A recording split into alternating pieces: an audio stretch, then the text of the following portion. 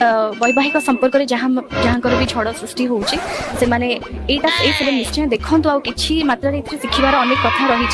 आग तमे देख तापर तम माँ को तम भौणी की देखाओ जी तुमको तुम स्वामी ठारू अलगा करके नहीं नष्ट करछंती आ तमे जाई कोठी सोउथुलो होटल रे रहउथुलो राली करूथुलो निज स्वामी को विरुद्ध रे आगे तमे देखि सीख। एथरे हमर गोटे मेसेज रही वैवाहिक संपर्क को लेकिन विवाहर महत्व कौन रही हमर सनातन धर्म रे कौन रही विच्छेद हम संस्कृति नुह आम परम अरे आम संस्कृति नुह आम परंपरा नुह पुणी छाड़ुथुलो कौन पाई ओहो निज घईता को छाड़िला परे घईतार महत्व कौन बुझिल से वाइफ सिनेमा करने को आसिल धिक तम जीवन याकू नहीं कि गोटे बहुत भल वार्ता देवा चेष्टा करूँ समाज